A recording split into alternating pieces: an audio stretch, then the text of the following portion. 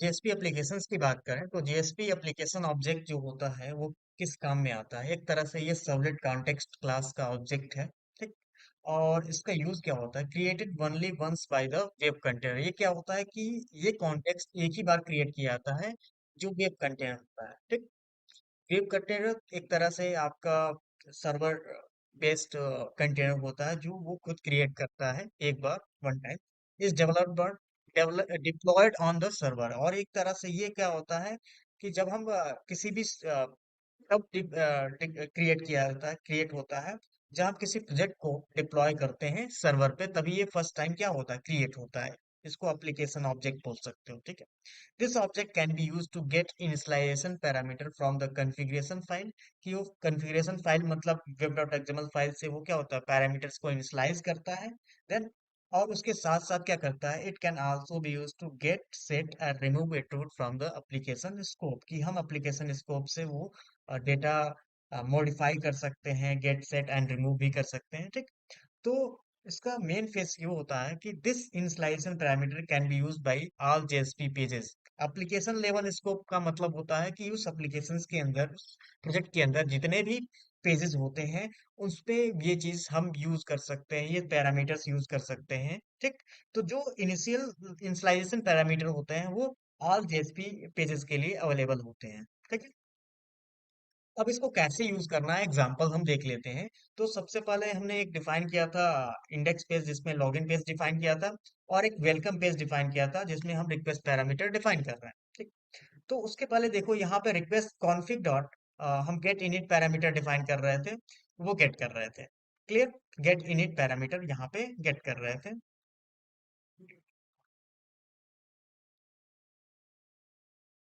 Config के through. Clear. एक minute एक मिनट।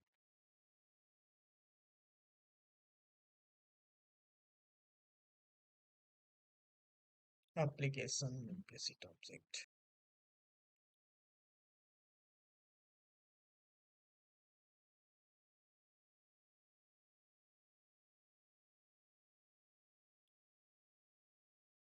ये कोड ऐसे होगा। ठीक। और ये सब हटा देना। और यहाँ पे लास्ट में हम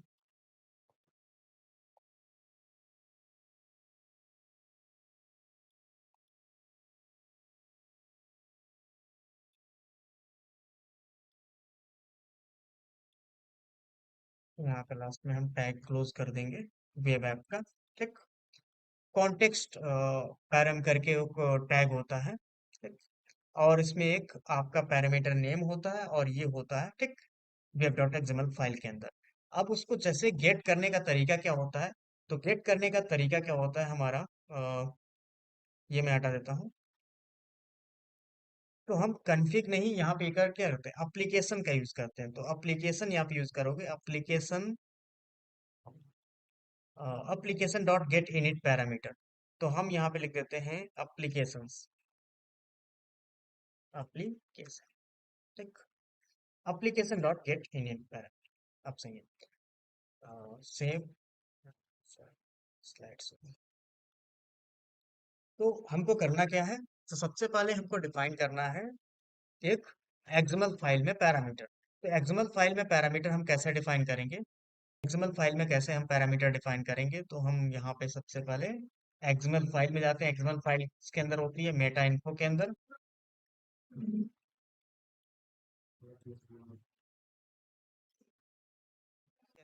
ठीक है।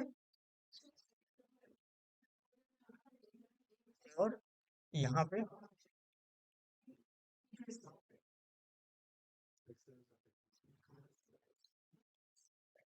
यहाँ पर हम पैरामीटर्स डिफाइन कर लेते हैं। और पैरामीटर डिफाइन करने का टैग होता है हमारा कॉन्टेक्स्ट पैरामीटर करके होता है। तो ये वेब ऐप के अंदर ही होगा, लेकिन आप इसको नीचे या ऊपर कहीं भी डिफाइन कर सकते हो, वेब ऐप के नीचे ही। ठीक। यहाँ पर भी डिफाइन कर सकते हो, स्टार्टिंग में या बीच में भी डिफाइन कर सकते हो। ठीक। तो यहाँ पे हम नीचे, सबसे नीचे डिफाइन कर देते हैं कॉन्टेक्स्ट पैरा। ठीक। अब कॉन्टेक्स्ट पैरा में यहाँ पे दूसरा टैग होता है जिसके अंदर हम पैरामीटर नेम देते हैं, तो parameter name and then value, दो चीजें होती है। तो यहाँ पे पैरामीटर नेम हम सेट कर देते हैं, पैरामीटर नेम। एक और होता है डिस्क्रिप्शन। डिस्क्रिप्शन एक तरह से डिस्क्राइब करने के लिए यूज किया जाता है बस। यहाँ पे पैरामीटर नेम जैसे मैंने गेट कर, जैसे यहाँ पे मैंने लिख दिया कंपनी। ठीक। Okay. Come. And then parameter value यहाँ पे दे दिया, पैरामीटर वैल्यू यहाँ पे दे दिया, जैसे मैंने लिख दिया।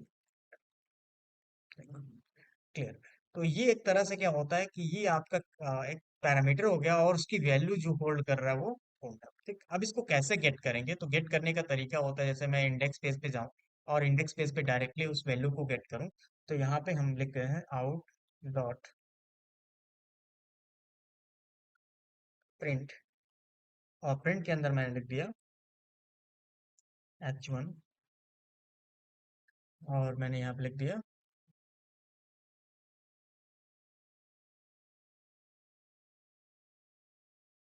Application,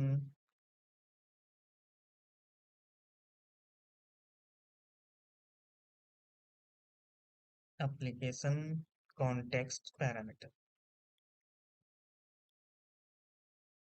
context parameter. ठीक। एंड देन प्लस यहाँ पे गेट कर लेंगे, तो गेट करने का तरीका क्या होता है, एप्लीकेशन ऑब्जेक्ट होता है, and then application object dot get init parameter, init parameter. और पैरामीटर का नाम हमारा क्या है, किस नेम से बना है, कंपनी नेम से लिखा हुआ है। ठीक। एग्जैक्ट। फिर यहाँ पर हम प्लस करके टैग को क्लोज कर देते हैं, H1 टैग को, H1 टैग को हम क्लोज कर देते हैं। अब यहाँ पे हम रन कर लेते हैं अपने प्रोजेक्ट को। अब वो एक्सएमएल फाइल से वो उस डेटा को पिक कर लेता है। इस तरीके से हमने डिफाइन किया था किसको, सर्वलेट पैरामीटर को डिफाइन किया था। लेकिन इसमें और उसमें डिफरेंस ये है कि ये सारे पेजेस के लिए अवेलेबल होगा, ये डेटा जितने भी पेजेस होंगे वो डेटा सारे पेजेस के लिए अवेलेबल होगा। देखो डेटा यहाँ पे गेट करके आ गया। ठीक। तो ये डेटा कितने, जितने भी पेज अगर मैं जैसे लॉगिन पे अगर मुझे डिस्प्ले करना हो, तो वहां पर भी डिस्प्ले करा सकता हूँ। ठीक। कैसे डिस्प्ले करना हो, तो सेम एज जैसे यहाँ पे मैंने प्रिंट किया, जहाँ पे मैंने प्रिंट किया वो लॉगिन पेज पे भी कहीं नीचे हम प्रिंट कर लेते हैं, बस एज ए एग्जांपल। तो यहाँ पे प्रिंट करने के लिए मुझे स्क्रिप्टेड टैग स्टार्ट करना होगा और क्लोज करना होगा। ठीक। फिर उसके बाद मैं लॉगिन पेज को फिर रिफ्रेश कर लेता हूँ, तो देखो यहाँ पे मुझे वो डेटा फिर दोबारा मिल गया। ठीक। तो जितने भी पेजेस हैं सबको, क्योंकि ये इसका जो स्कोप होता है एप्लीकेशन लेवल होता है, प्रोजेक्ट लेवल होता है, तो सारे पेजेस पे ये डेटा क्या होगा, एक्सेसिबल होगा। ठीक है। तो ये जो डेटा होता है जो हमने एक्सएमएल फाइल में कॉन्फ़िगर कर रखा है, वो सबके लिए अवेलेबल होगा जो वहां पे हमने कॉन्टेक्स्ट पैरामीटर में रखा हुआ है। ठीक है। क्लियर। और ये वाला जो डेटा था ना, हमने स्टूडेंट नेम रखा था, ये केवल उसी यूआरएल पैटर्न पे अवेलेबल होगा और उसी पेज पे अवेलेबल होगा जिस पेज पे हमने दिया, जिस सर्वलेट को हमने कॉन्फ़िगर कर रखा था। ठीक है। और ये सबके लिए अवेलेबल, ये पैरामीटर, ये डेटा। क्लियर। तो जो डेटा हमको सबको अवेलेबल कराना है वो कॉन्टेक्स्ट पैरामीटर में डिफाइन करते हैं एप्लीकेशन लेवल पे, और ये डिफाइन किया गया है एक पर्टिकुलर यूआरएल या सबनेट के लिए। ठीक है।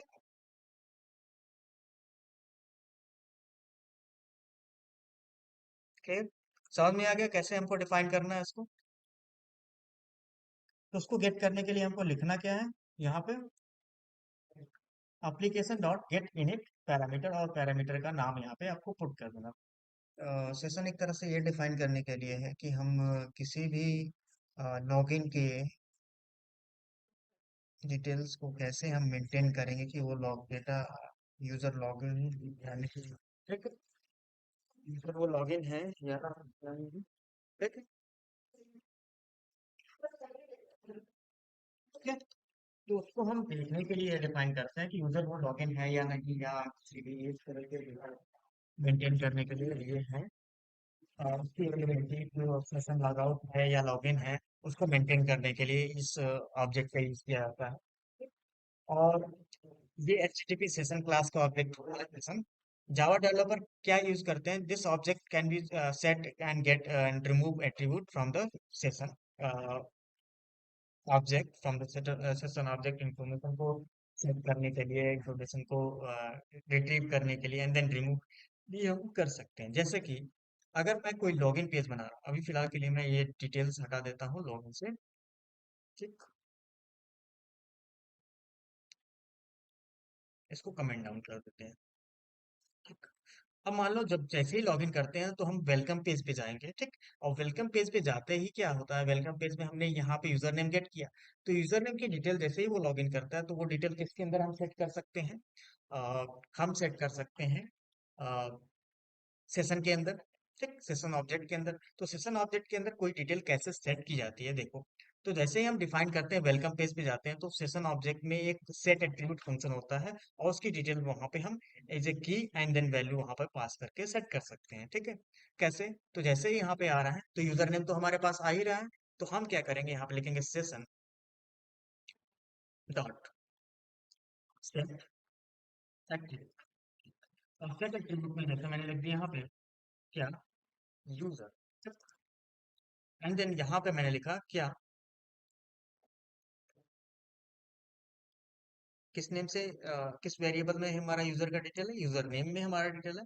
तो वो हमने डिफाइन करके सेट कर लिया कि ये यूजर डिटेल यहाँ पर है, लॉगिन है। ठीक, अब जैसे ही हम डिफाइन करेंगे तो हम यहाँ पे ये चेक कर सकते हैं या ये डिफाइन कर सकते हैं कि उसमें अगर नल वैल्यू नहीं है। ठीक, ठीक, कि अगर उसमें कोई डेटा है या नहीं है, कैसे हम डिफाइन करेंगे, तो यहाँ पे आपका अभी ये तो हम चेक कर रहे हैं, सेट कर रहे हैं, तो हम यहाँ पे रिफ्रेश करते हैं और फिर लॉगिन करते हैं। तो लॉगिन मैंने यहाँ पे किया, यूजर नेम डाला और पासवर्ड डाला।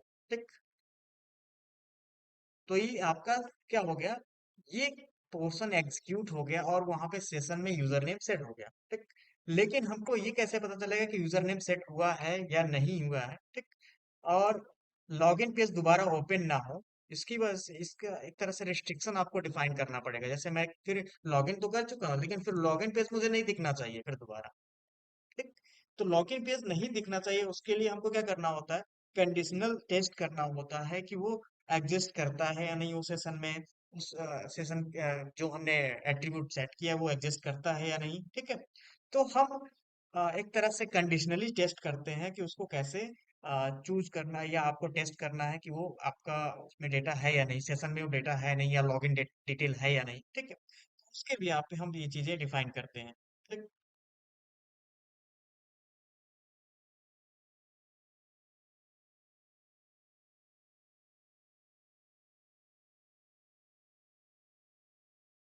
तो वो कैसे करेंगे, हम डिफाइन करेंगे। तो सबसे पहले हम ये डिफाइन कर लेते हैं अ, कि लॉगिन पेज में हमको क्या कोड करना है। तो लॉगिन पेज पे आते हैं, तो सबसे पहले हम लॉगिन पेज के ऊपर ही हम ये डिफाइन कर लेते हैं। यहाँ पे हम स्क्रिप्टेड टैग के अंदर कोड हमको क्या करना होगा, स्क्रिप्टेड कोड के अंदर हमको डिफाइन करना होगा।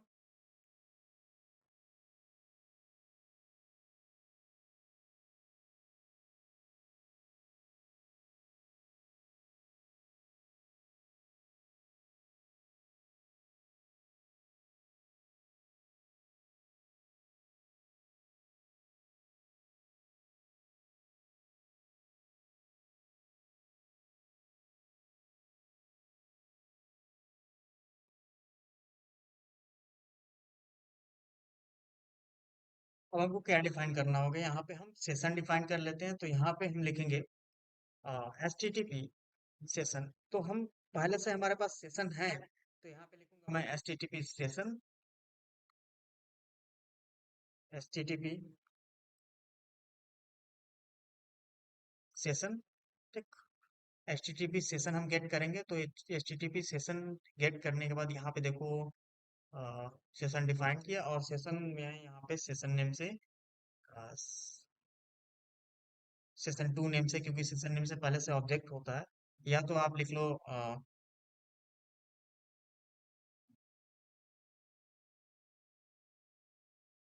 सेशन इक्वल यहाँ पे डिफाइन कर लेते हो, सेशन इक्वल रिक्वेस्ट डॉट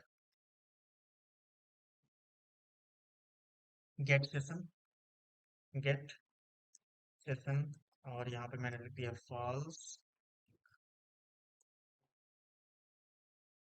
ये डिफाइन कर लेंगे।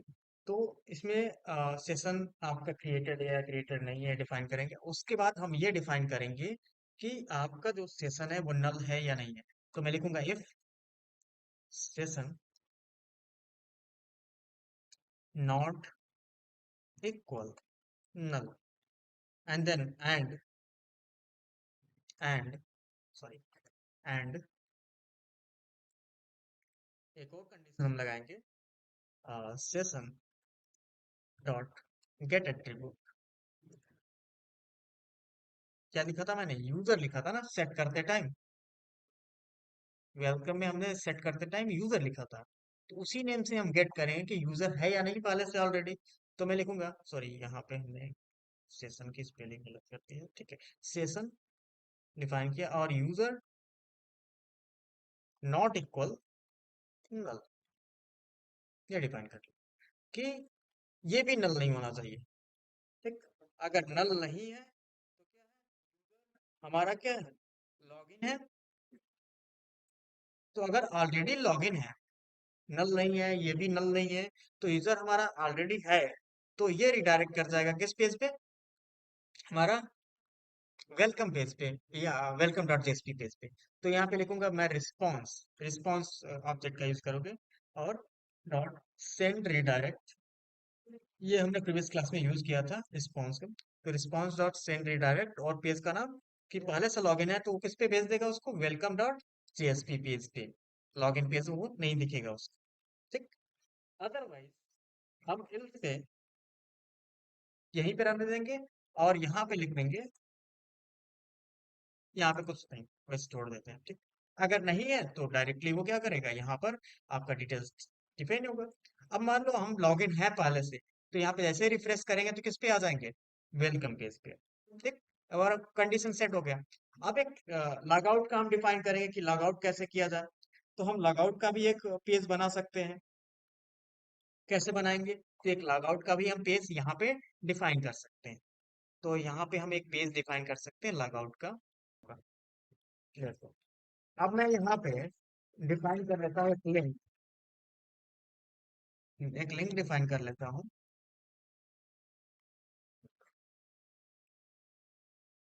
एक लिंक डिफाइन कर लेता हूँ और यहाँ पे मैं लिख लेता हूँ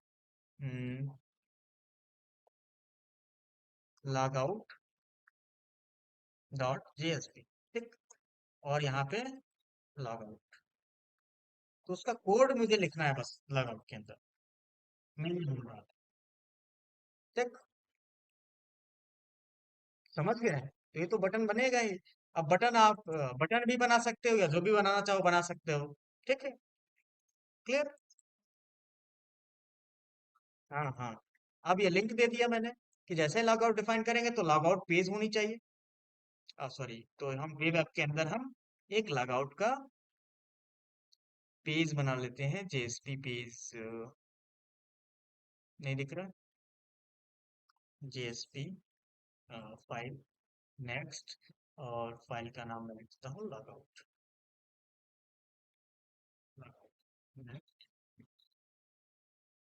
अब इसके अंदर ये चीज कुछ मुझे रिक्वायर्ड ही नहीं है, क्योंकि इसको इंटरफेस के लिए नहीं, मुझे प्रोग्रामिंग के लिए यूज करनी है, कोडिंग के लिए, लॉग आउट कोड, ठीक है, लॉग आउट प्रोग्रामिंग करनी है। तो जैसे ही यहाँ पे आऊंगा तो उसके लिए मुझे क्या लिखना होगा,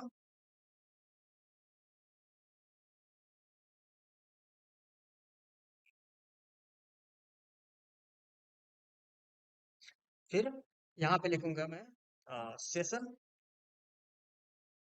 equal, session equal request dot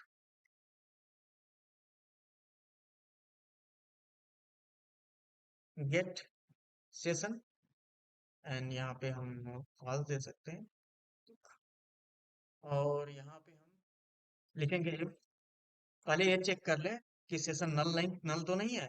तो यहाँ पे लिखूंगा मैं सेशन नॉट इक्वल नल। अगर नल नहीं है तो क्या होगा, उस सेशन को इनवैलिडेट करना है। तो उसके लिए क्या फंक्शन होता है, इनवैलिडेट, मतलब सबको रिमूव कर देगा जितने भी सेशंस हैं, उसको इनवैलिडेट करने के बाद हम आगे चलते हैं, करंट सेशन को इनवैलिडेट कर देता है। और इनवैलिडेट करने के बाद यहाँ पे हम request dot send, send redirect होता है ना, रिस्पॉन्स डॉट सेंड रिडायरेक्ट होता है, रिस्पॉन्स डॉट सेंड रिडायरेक्ट। और यहाँ पे लोकेशन दे दोगे कि जैसे ही लॉग आउट होगा वो किस पे आ जाएगा आपका, किस पेज पे, लॉग इन पेज पे आ जाएगा, लॉग इन डॉट जेएसपी।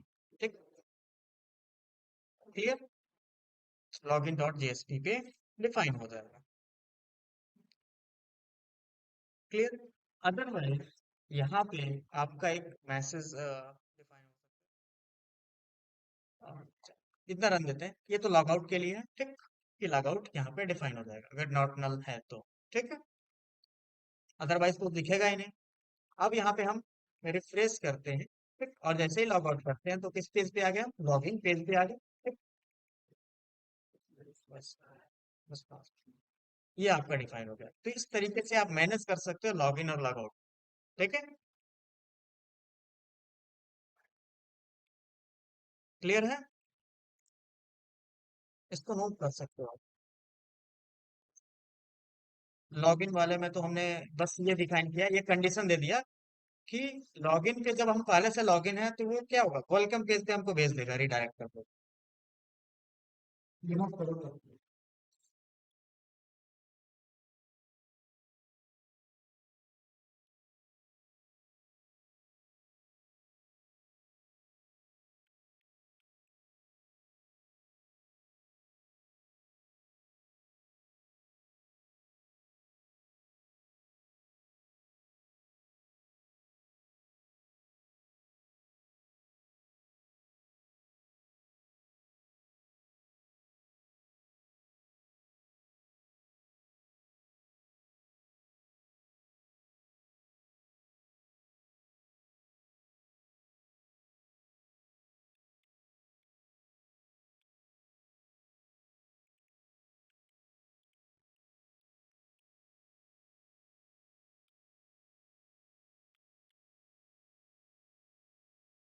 हो गया,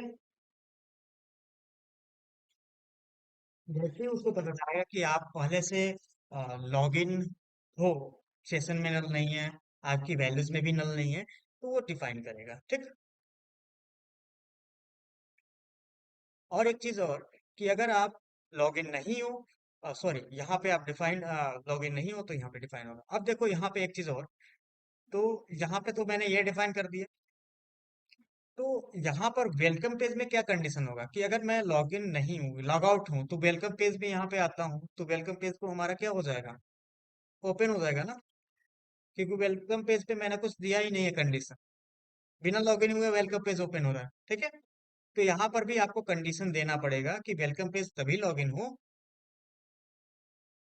जब हमारा कंडीशन ट्रू हो, मतलब पहले से वो लॉगिन हो। तो यहाँ पे आते हैं, यहाँ पर भी हम सेशन गेट करेंगे इस तरीके से। ठीक है, सेशन गेट कर लेंगे तो ये डिफाइन होगा कि ये आपका क्लियर होगा।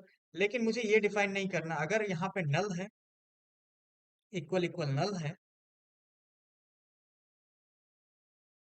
और लॉग आउट में डिफाइन क्या है,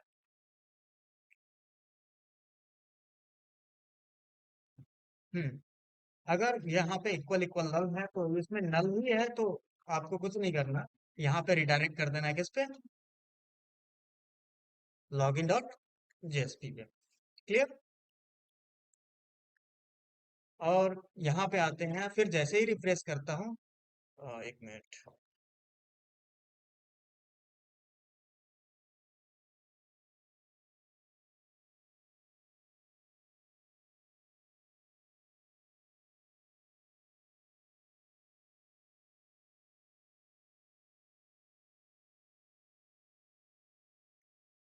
सॉरी, नल है तो नल, नल तो है।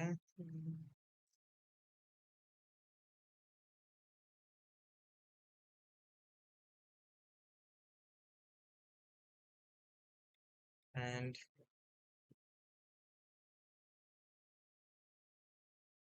Session dot get attribute name, user,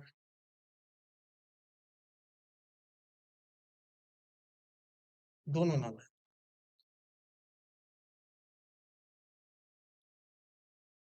redeploy करके हम चेक करते हैं। लॉग आउट तो है लेकिन ये फिर क्यों।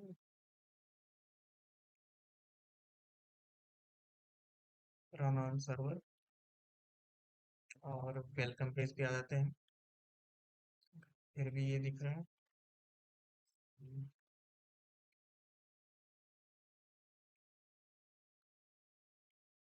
तो इसमें कंडीशन समथिंग क्या डिफाइन करना है।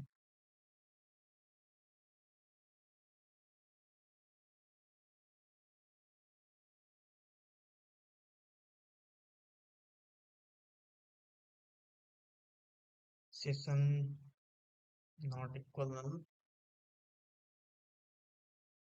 और यूजर नॉट इक्वल नल, ये करके चेक कर लेते हैं एक बार।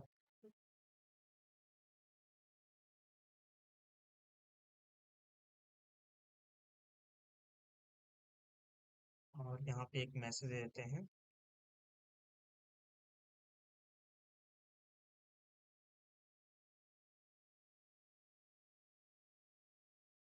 पहले स्ट्रिंग डिफाइन कर लेते हैं, गेट कर लेते हैं यूजर नेम। तो string user name, user name equal, फिर मैंने लिखा यहाँ पे सेशन डॉट गेट एट्रीब्यूट, और get attribute, sorry get ID नहीं, गेट एट्रीब्यूट। और गेट एट्रीब्यूट में यहाँ पे हम क्या गेट करेंगे, यूजर को। Okay, then dot to string, या तो आप ऐसे लिखो स्ट्रिंग, या तो यहाँ पे कास्ट कर सकते। देन स्ट्रिंग में कन्वर्ट किया, और स्ट्रिंग में कन्वर्ट करने के बाद हम एक मैसेज दे सकते हैं, आउट डॉट प्रिंट। और प्रिंट में मैं यहाँ पे लिख देता हूँ h1।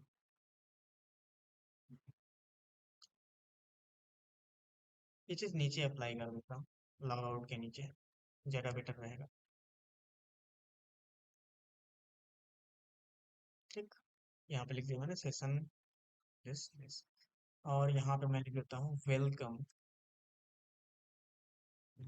वेलकम।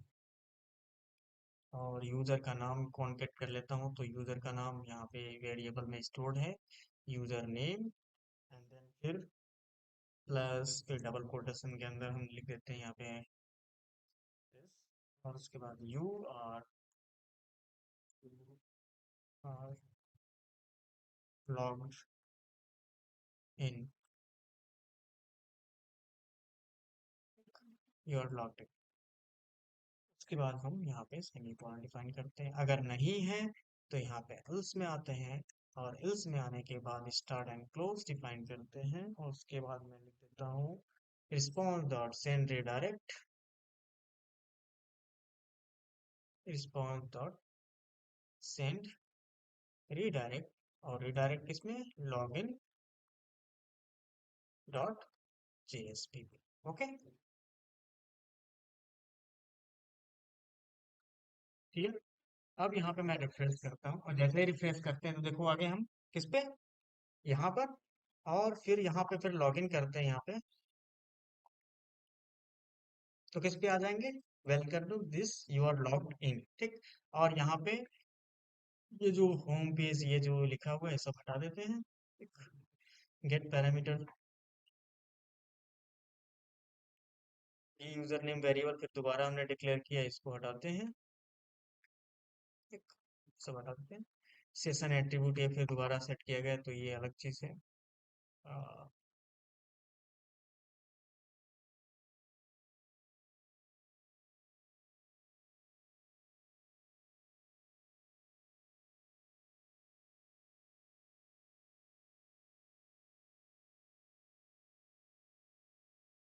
ये हटा देते हैं।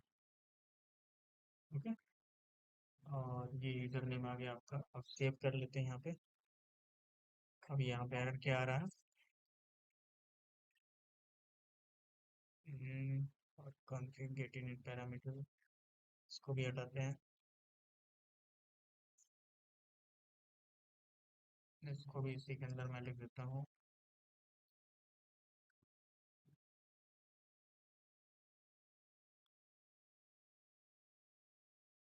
ये सब कोड मैं अभी हटा देता हूँ। ये बस हम डिफाइन करने के लिए यूज कर रहे थे।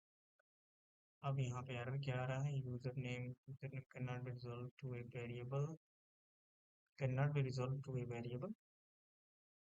ये क्लियर तो है। अब यहाँ पे रिफ्रेश करते हैं पेज को।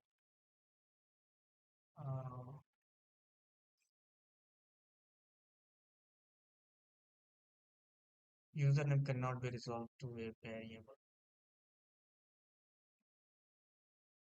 वो यूजर नेम यहाँ पे लोकल डिफाइन किया गया है, तो यहाँ पे पहले इसको डिफाइन कर लेना और फिर इसको इनिशियलाइज करना, तब ये रिजॉल्व टू ए वेरिएबल, ठीक, बाहर डिक्लेयर कर लेंगे। अब यहाँ पे हम रिफ्रेश करते हैं। लोकली डिफाइन किया गया था। अब यहाँ पे यूजर नेम में नॉट हैव बीन इनिशियलाइज्ड, तो ये भी एरर आ रहा, तो इसको इनिशियलाइज कर लेना, डबल कोटेशन आप पुट कर लेना। फिर और कोई एरर? ठीक, एरर खत्म हो गया। तो ये आपको दिखाया होगा कि जैसे ही मैं लॉग आउट करूंगा तो लॉगिन पेज पे आ गया, और जैसे ही फिर लॉगिन करूंगा कोई भी नंबर डालता है, जैसे मैंने यहाँ लिख दिया, ठीक, लॉगिन किया, तो welcome, you are logged in. And अब यहाँ पे फिर लॉगिन पेज पे जा सकते हो क्या? नहीं जा सकते, वेलकम पेज पे ही आओ। देखो, तो ये रिस्ट्रिक्शन आप डिफाइन कर सकते हैं इस तरीके से, फिर login and then log out. Clear? तो ये कंडीशंस आपको देने पड़ेंगे तभी जा करके ये अलाउ। तो डैशबोर्ड या वेलकम पेज पे आपको इस तरीके से कंडीशन देना पड़ेगा। क्लियर? और जो आपका लॉगिन पेज होगा उस पे इस तरीके से रिस्ट्रिक्शन देना होगा कि आप उस पे लॉग करें। और लॉग आउट पेज पे हमने क्या डिफाइन किया? बस इतना कोड डिफाइन किया है कि ये लॉग आउट होगा, इनवैलिडेट होगा। अगर उसमें नल वैल्यू नहीं है, मतलब कुछ डेटा है, तो उसको पूरा डेटा को इनवैलिडेट कर देगा।